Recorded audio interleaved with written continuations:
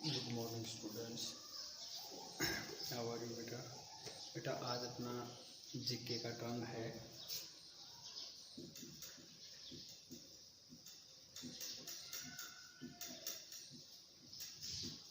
और हमारा जो टॉपिक रहेगा वो रहेगा यूनाइटेड नेशन।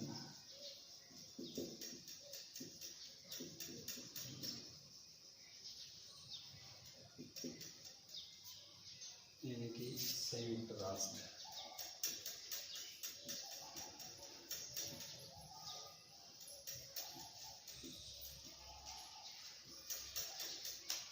तो आइए बेटा अब हम शुरू करते हैं। The United Nation is a world level organisation formed in 1945। जो यूएन है बेटा, संयुक्त राष्ट्र, वो एक विश्व स्तर का संगठन है जिसका कि निर्माण या गठन हम कह सकते हैं 1945 1945 में हुआ था।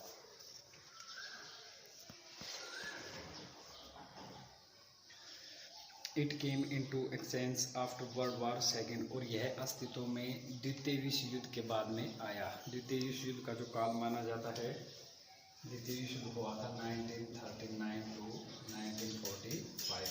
तो इसका जो अस्तित्व है यह अस्तित्व में आया यानी कि द्वितीय विश्व युद्ध के बाद। ठीक है, तो इसका गठन 1945 में। When the leaders of the world, जब विश्व के जो नेता थे, इंक्लूडिंग जिसमें कि अमेरिका के राष्ट्रपति भी शामिल थे। कौन थे उस समय? Roosevelt and British prime minister Churchill, और ब्रिटिश यानी कि इंग्लैंड के प्रधानमंत्री चर्चिल डिसाइडेड, उन्होंने निर्णय लिया to create a world level organisation, एक विश्व स्तर का संगठन बनाने का, that would help to ensure peace, जो कि सहायता करेगा किसमें? शांति व्यवस्था बनाए रखने में। The original membership of 51 nations has grown to 193 members। देखिए, जो ओरिजिनल मेंबरशिप थी यानी कि जब यूएन का गठन किया उस समय इसकी वास्तविक जो सदस्यों की संख्या थी वो 51 राष्ट्र थे, 51 नेशंस थे, लेकिन अब यह बढ़कर 193 मेंबर्स हो गए हैं। और जो लास्ट कंट्री इसमें शामिल हुआ 193rd, वो साउथ सूडान था। इस बात का ध्यान रखिए, कई बार क्वेश्चन पूछा जा चुका है। The 193rd member being the newly created South Sudan, जो कि हम बता चुके आपको। The United Nations headquarter is in New York city, और इसका जो मुख्यालय है, हेडक्वार्टर है, वो न्यूयॉर्क सिटी में स्थित है। The US also has offices in Geneva Switzerland and Vienna Austria, और यूएस के ऑल्सो हैज, इनके और भी ऑफिस हैं, जैसे कि जिनेवा स्विट्जरलैंड में स्थित है, और वियना जो कि ऑस्ट्रिया, ना कि ऑस्ट्रेलिया, ऑस्ट्रिया में स्थित है Vienna. 6 official language are spoken and use in documents at the United Nations, Arabic, Chinese, English, French, Russian and Spanish.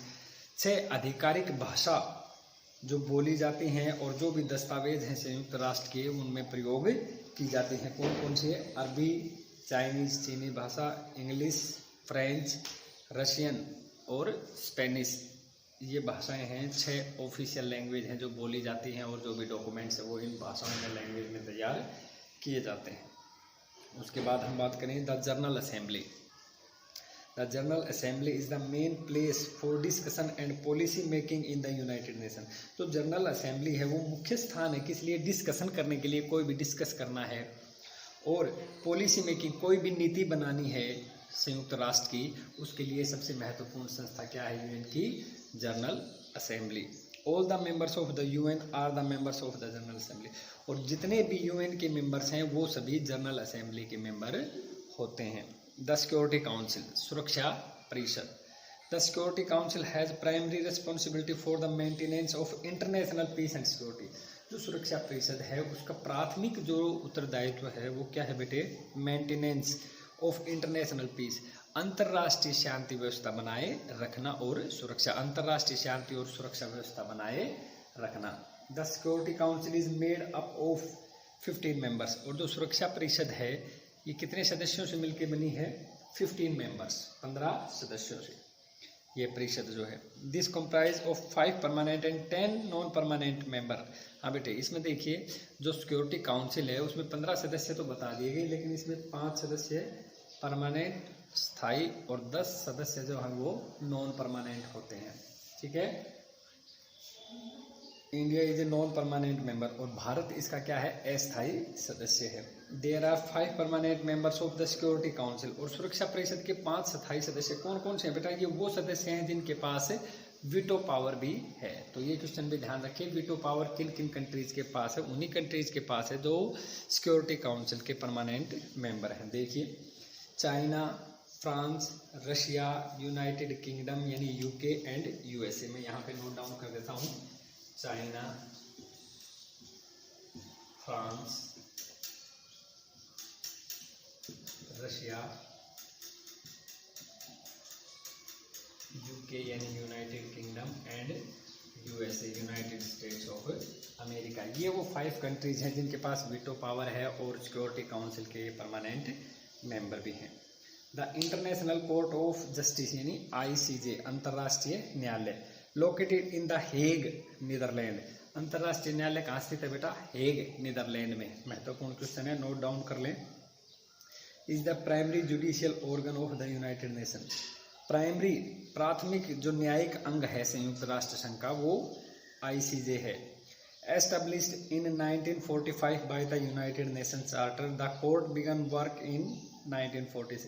1945 में इसकी क्या हुई बेटे, स्थापना हुई, लेकिन इस कोर्ट ने काम करना कब प्रारंभ किया, 1946 में। As the successor of the to the permanent court of international justice. Permanent court स्थायी न्यायालय ऑफ इंटरनेशनल जस्टिस अंतर्राष्ट्रीय न्याय का, ठीक है ना। यहाँ पे डिस्प्यूट हो जाता है कि नहीं आपस में 2 कंट्रियों के बीच, तो वहाँ पे इसकी सुनवाई होती है, ठीक है। तो आपको ये चैप्टर रिवाइज करना है, इस वीडियो को अच्छे से देखनी है।